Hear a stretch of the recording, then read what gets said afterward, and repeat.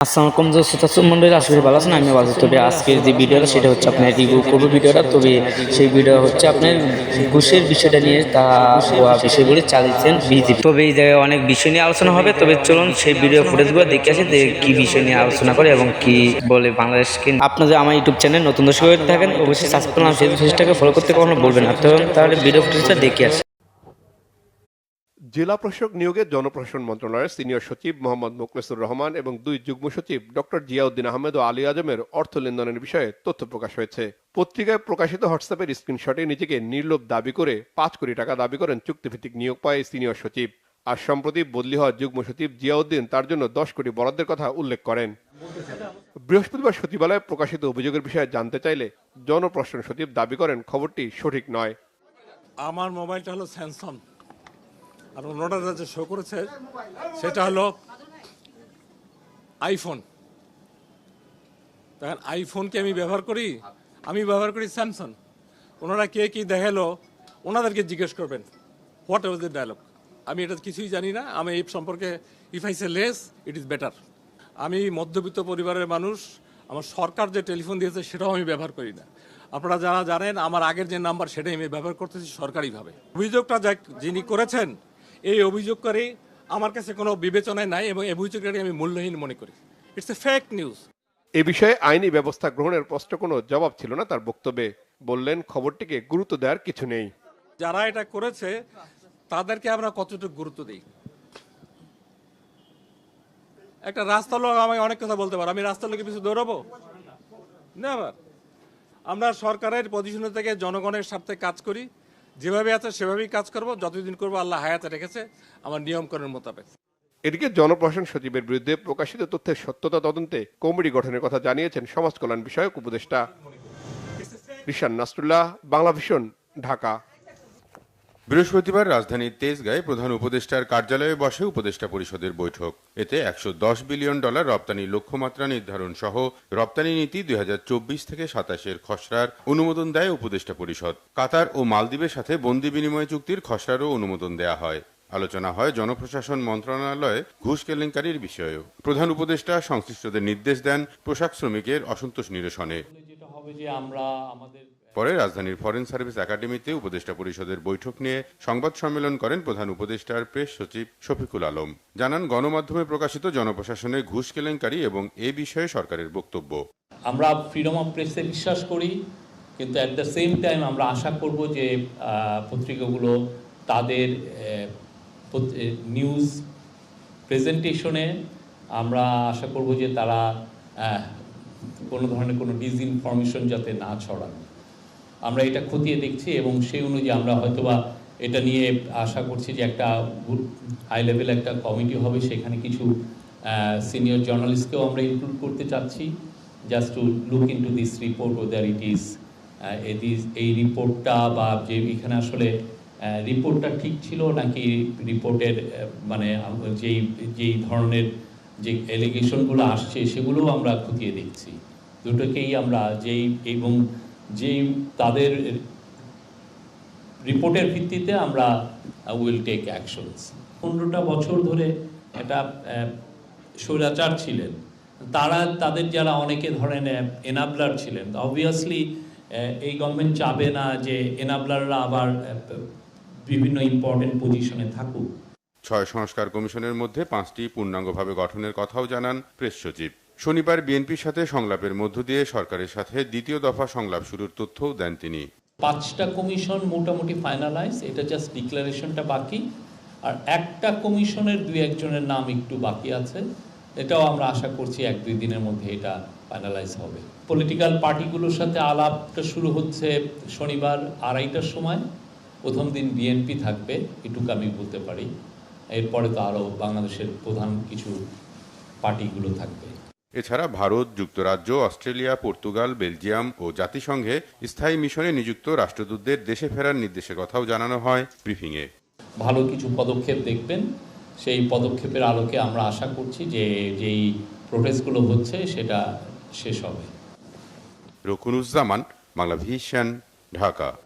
মানবাধিকার সংগঠন আইন ও সালিশ কেন্দ্রের তথ্য বলছে 2000 2009 থেকে 2023 সাল পর্যন্ত গত 15 বছরে দেশে গুমের শিকার হয়েছেন 611 জন। এর মধ্যে 78 জনের লাশ উদ্ধার করা হয়েছে। অপহরণের পর ছেড়ে দেওয়া হয়েছে 62 জনকে, 73 জনকে গ্রেফতার দেখানো হয়েছে। 2009 সালের 6 জানুয়ারি থেকে চলতি বছরের 5 আগস্ট পর্যন্ত সময়ের মধ্যে গুমের শিকার ব্যক্তি বা পরিবারের কাছ থেকে অভিযোগ নিচ্ছে গুম সংক্রান্ত কমিশন অফ ইনকোয়ারি। এ নিয়ে বৃহস্পতিবার সকালে রাজধানীর গুলশানে কমিশনের অফিসে সংবাদ সম্মেলনের আয়োজন করা হয়।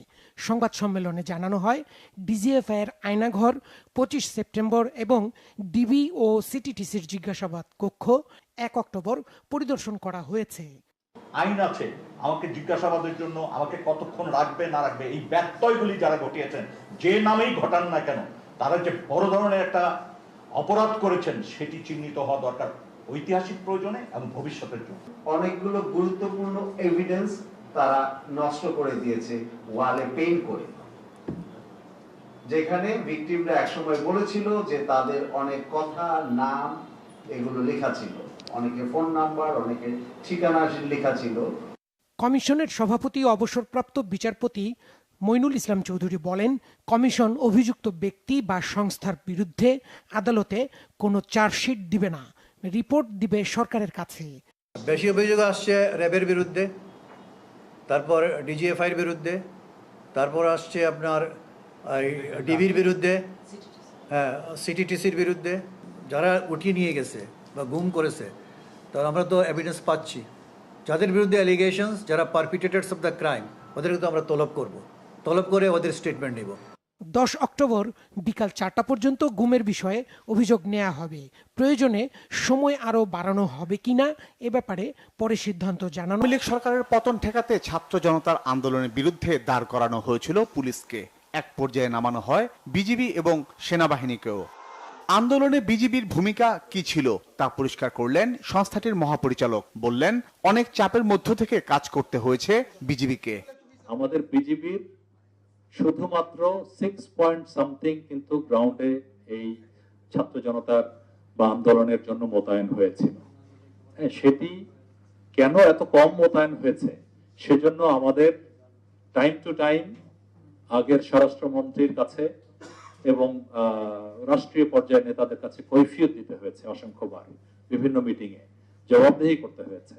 এবং পুলিশ যে ভূমিকা পালন করছে সেই ভূমিকা বিজিবি অনেক ক্ষেত্রে ইচ্ছে করেই পালন করছে না, সেই বিষয়ে আমার দোষারোপ আমাকে করা হয়েছে। সাম্প্রতিক নানা ইস্যুতে ভারতের সাথে সম্পর্কের টানাপোড়েন চলছে বাংলাদেশের।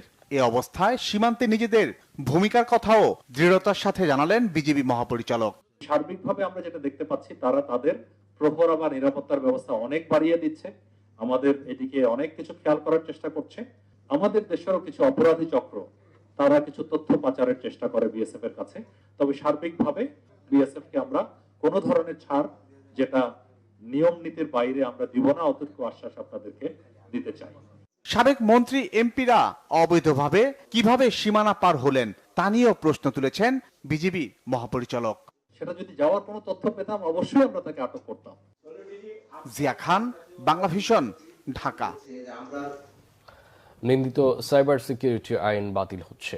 রাজধানীতে অংশীজনদের সাথে পর্যালোচনা সভা শেষে আইন উপদেষ্টা জানান, এই আইনের পাশাপাশি অন্যান্য কালাকানুন থেকেও দেশকে মুক্ত করা হবে।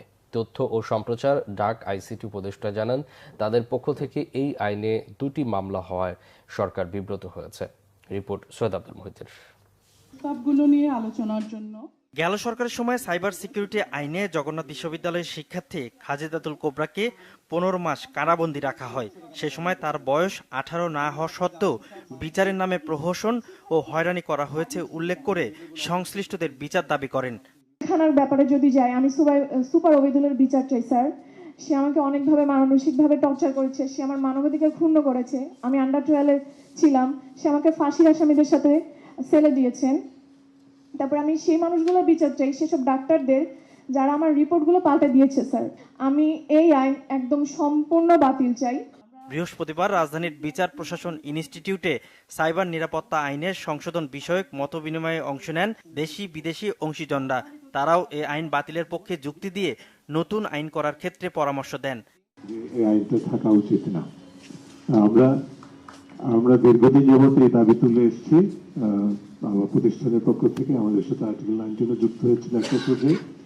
আমরা মনে করেছি সবসময় যে আইনটা এমন একটা আইন যেটি সংশোধনের অযোগ্য, বাতিল করা উচিত। আমি আশা করছি সবার সাথে যে সিএসি আর থাকবে না, আপনারা নতুন আইন করবেন। যখন নতুন আইন করবেন এই বিষয়টা নিয়ে একটু খেয়াল রাখতে হবে, মানে আপনার কি সব মামলাগুলো এর মধ্যে প্রত্যাহার করবেন? যদি করে ফেলেন তাহলে কোনো ইস্যু থাকছে না। তথ্য ও সম্প্রচার উপদেষ্টা নাহিদ ইসলাম বলেন, রাজনৈতিক হাতিয়ার হিসেবে ব্যবহার করতেই আইনটি তৈরি করা হয়েছে। আর আইন উপদেষ্টা আসিফ নজরুল বলেন, এমন আইন তৈরি করা হবে যা সবাইকে সুরক্ষা দেয়।